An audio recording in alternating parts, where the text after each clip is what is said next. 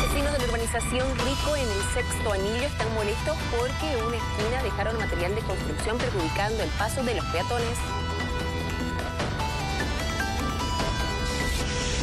Comunarios de Puerto Suárez, cansados de recibir agua sucia y salada, piden a las autoridades mayor control ya que hay personas con infecciones enfermas.